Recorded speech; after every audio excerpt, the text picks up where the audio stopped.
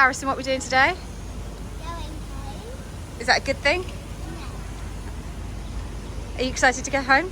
No. Emmy, excited to go home? No. Oh.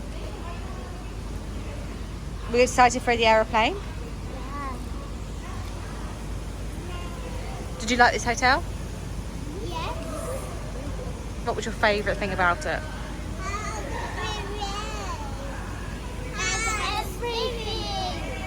What was your favourite thing about Disney? Everything. What's your favourite thing about Orlando? Where we are?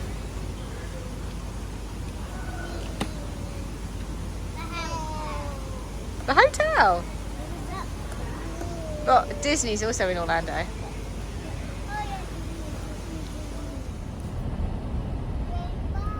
What did you say, Emmy? You said bye. Wave bye. Boulevard, then keep right. Everyone say bye to the hotel. Bye. Bye. Bye. Bye bye hotel.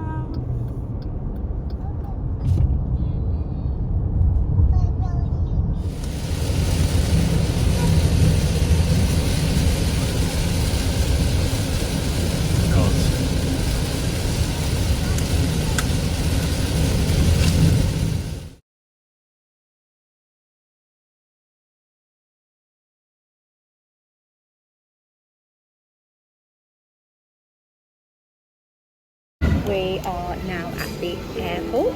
Where have we come to? What's it called on the top of this one? On tap. On tap.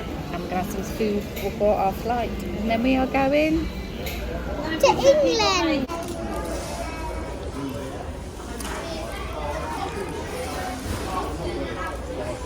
How good does this look? It tastes incredible. This is a kids' meal, just to give an idea of portions. I think the kids' meal was $7.99. This was about 14, I think.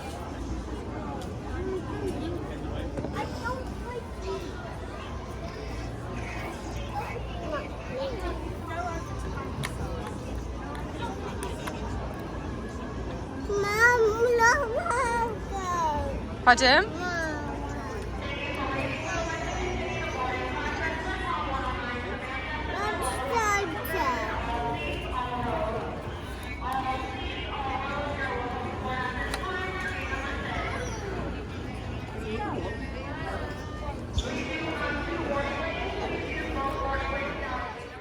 Hello, my name is Hayley and I'm popping on the end of this vlog to go through Melbourne Airport, TUI, all those kind of things in a little bit more detail. I have written myself some notes, so I'm going to be looking down a little bit to keep refreshing myself because I don't want to miss anything, but let's get into it.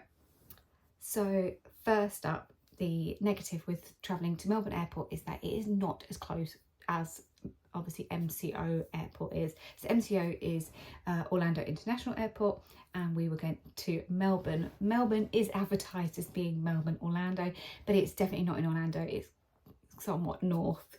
When looking at reviews and things, people were saying it's about an hour's travel. When we put it in our sat nav, we got an hour and a half. It wasn't a bad drive, it was a really simple drive in, and especially as you're swapping sides of the car, it was quite a nice smooth one road kind of drive, so it's quite a nice way to get yourself into it. I later discovered that my sat nav on my phone was set up with the tick in the box that says keep away from tolls, so that might be the reason that the travel was longer, but it also shows that you can travel in and out with not having to get involved with tolls, and tolls can be quite pricey unless you have prepaid cards and things like that, so it's something to consider. Next up, the flight. So I've read various things about the food not being great, drinks not being offered, those kind of things, even things like you have to take your own headphones because no, they don't provide it. None of that was the case. The food, the drink was amazing, offered regularly. I'm a Diet Coke drinker, plenty of Diet Coke cans were offered. The service was great, headphones were offered. You were asked at the end of the flight to keep hold of them for your flight home, which wasn't a big deal. I'm all for that to stop having loads of waste. But other than that, it was really, really good. Next up, leg room is a major issue for us. My husband is 6'4". We often have to try and get seats in the aisle so he can put his knees to one side to try and prevent his getting knocked, sore knees, but often gets knocked by the trolley as he's going back and forth. So it's one of those bugbears. He ended up with having one of our children either side of him in a middle seat, and he said he's never had so much leg room in all his life. He would now look at them as being like the top, because that's, for him, being uncomfortable for 9 hours just is hell. So that was really good. The other thing I'd read really poor reviews on was the entertainment. So we're talking your TV, films, and games on it. Our kids were really pleased with the games. They actually took a Switch, so after an hour we let them put their Switch on and they just played that, so that wasn't really a big deal.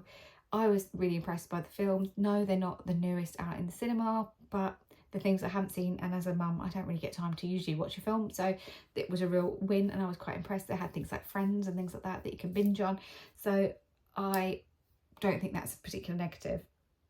The airport itself was really modern, obviously freshly done. I'd watched some vlogs where it hadn't been finished, but we travelled at the end of May, beginning of June, and we had it all completely finished and it's really swish, really easy to navigate.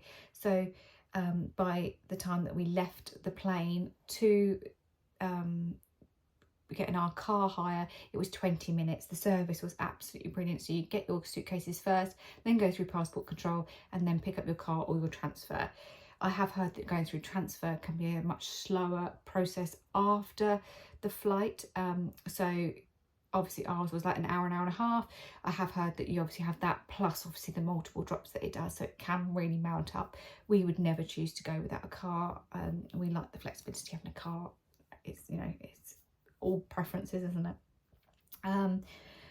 Then on the return home, there's a really lovely shopping centre close by. We were initially going to go to the beach because it's actually located quite close to the beach on that side, but as you've seen in my vlog, we had a big thunderstorm hit us en route, so we thought, you know what, we're going to change this plan up. So we found a shopping centre and we're really pleasantly surprised. So do look it up. I can't remember the name of it off the top of my head, but it had things like a Victoria's Secret, an American Eagle, a Dick's. So my husband wanted to go to that shop initially, so that's why we searched for one of those and that's how we got there.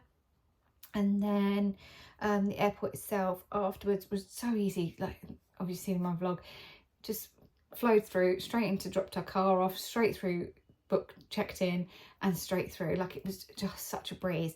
Then the next thing I'd read was that there was nothing there, and like, don't get your hopes up, you're not going to be able to you know, mooch around shops and stuff.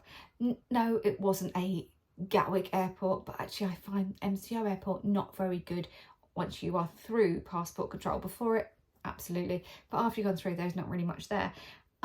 There was that really lovely restaurant that appears at the beginning of my vlog. There was also a Dunkin' Donuts, which I really liked, and always a winner for us. There was a little shop, like a little news agency type thing. There was plenty of seating. The air conditioning was good. I can't knock it. The toilets were clean, and that's always a biggie for me. It's light, it's airy. Yeah, I just felt comfortable, and that's, you know, important. So I want to say that TUI for us is a massive thumbs up. So if you are going yourself, have booked it, don't read the reviews and panic like we did. We can't recommend it enough, basically. So have a lovely time.